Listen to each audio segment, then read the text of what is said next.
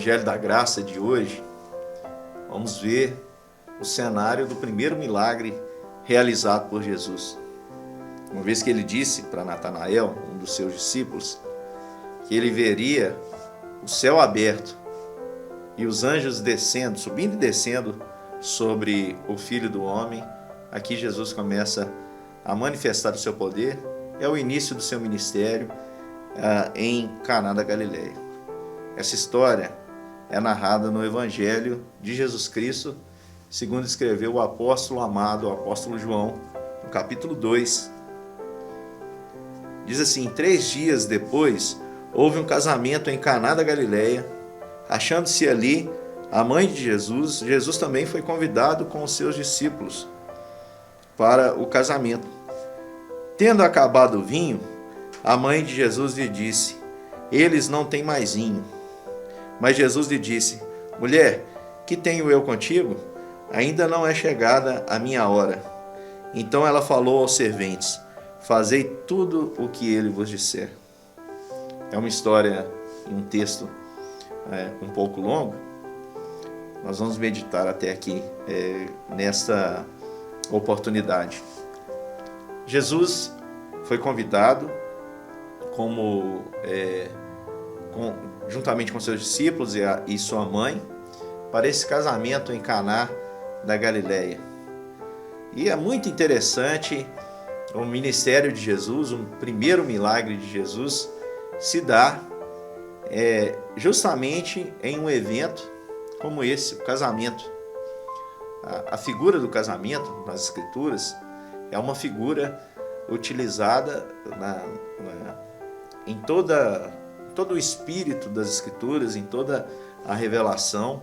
A figura do casamento ela é utilizada para essa representação do relacionamento entre Deus e o seu povo. Deus, nessa representação, é o noivo. E no caso, o seu povo é a noiva. E o casamento é extremamente interessante. Precisamos entender o contexto. É um pouco diferente do nosso. O casamento, no contexto judaico, hebreu, ele possuía 3 fases. Assim, nós podemos identificar também essas fases reveladas por Deus nas Escrituras, essas fases desse compromisso que ele tem previamente assumido conosco, de ser o nosso Deus e de nós podermos assim ser para sempre, através da sua aliança de graça e misericórdia, eternamente o seu povo. A primeira fase do casamento é a fase da promessa. Acontecia por uma promessa, muitas vezes dos pais. O pai prometia o casamento, dar a sua filha ao filho, ou outros pais prometiam seu filho a outra família. Primeiro era a promessa. Com o passar do tempo, quando chegava a idade apropriada, aquele jovem que haveria de possuir a sua esposa deveria pagar um preço chamado de dote. E o preço variava de acordo com a sua condição financeira. Aquele que podia mais dava um presente melhor, aquele que não podia dava um presente simbólico, representando que aquela tinha muito valor para ele, por isso ele estava presenteando a família com aquele preço, era o pagamento ali do dote. E por último, e mais importante, era a consumação do casamento. O noivo vinha até a casa da noiva, que aguardava ali com toda a sua comitiva, formada pelas suas amigas, Jesus até usa uma parábola para explicar um pouco o contexto do casamento, a parábola das 10 virgens.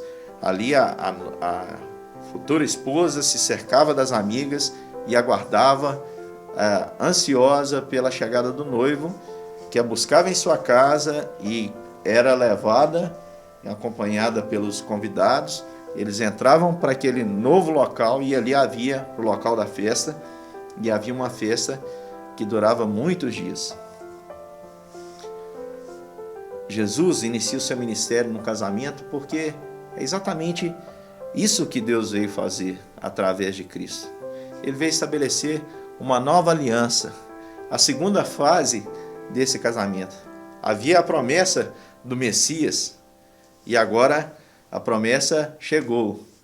O noivo chegou, o pagamento chegou e o pagamento foi feito por meio de Cristo Jesus, o nosso Senhor. Então, dada essa explicação desse contexto, nós precisamos entender algumas simbologias que vão serem apresentadas aqui.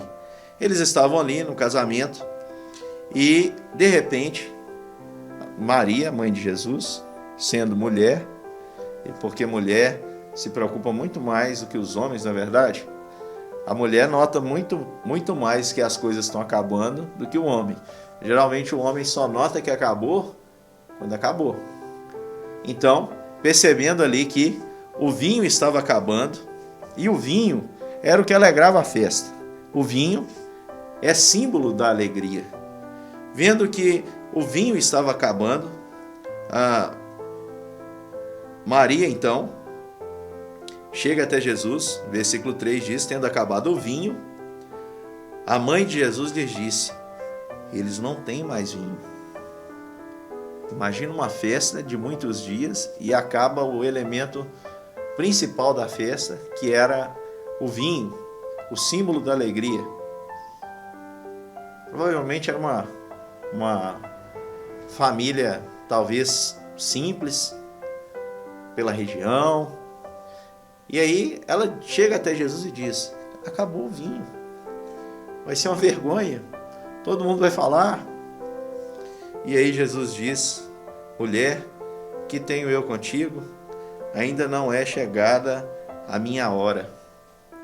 É interessante porque esse texto fica parecendo que Jesus agiu de maneira grosseira com sua mãe. Mais ou menos que ele fica parecendo assim que ele disse: mulher, não me incomode, você não vê que eu estou com os meus amigos aqui aproveitando a festa?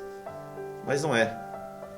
Jesus aqui nesse momento, eu acredito que por toda a vida, Jesus não teve esse tratamento com Maria dessa forma. Apesar da sua consciência de que ele é de fato filho de Deus, eu tenho certeza que Jesus tratava a sua mãe como mãe.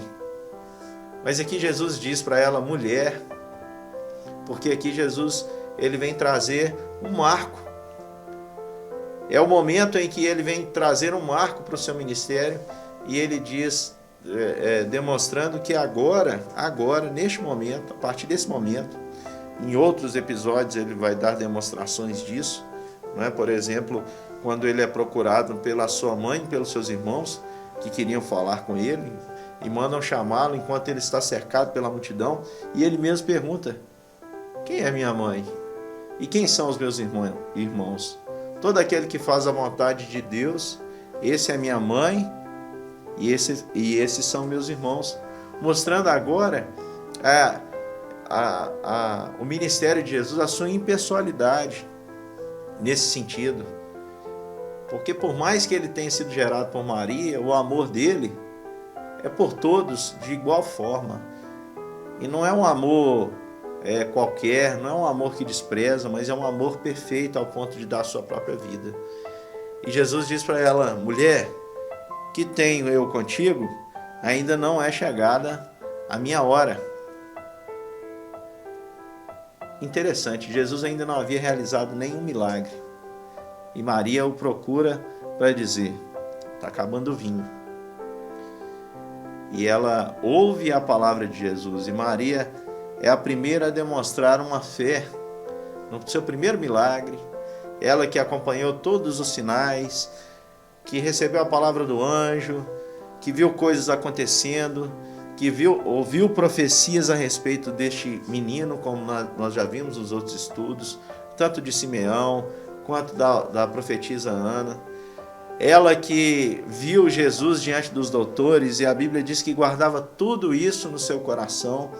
Ela é a primeira a crer que de fato aquele em que nela foi gerado era todo-poderoso, era o Senhor dos céus e da terra, era o que podia fazer brotar alegria, trazer vinho onde acabou-se o vinho. E é por isso que ela diz para os serventes assim, que estavam ali: procurem ele, façam tudo o que ele disser, porque ele tem a resposta, ele tem a solução.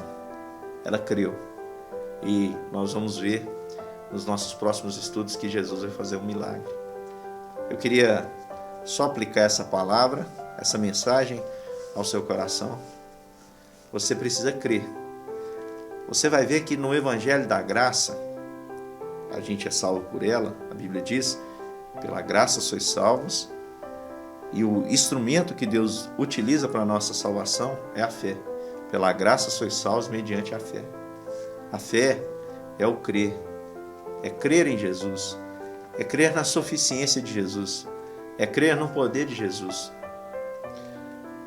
Maria cria, ela cria em Deus e cria em Jesus, ainda que esse tenha sido gerado por ela. Ele mesmo era o Salvador dela, como ela cantou no cântico Magnificat: minha alma engrandece ao Senhor e meu espírito se alegra em Deus, o meu Salvador. Ela estava diante do Salvador, ela estava diante daquele que podia trazer de novo a alegria. Ele era Jesus, o Salvador. Ele era aquele que havia sido prenunciado por anjos, por profecias, pelas Escrituras. Era tão aguardado, é o tão aguardado Rei de Israel. Não perca os nossos próximos estudos sobre este episódio histórico, para que você possa ser edificado com todo esse contexto. Deus abençoe sua vida.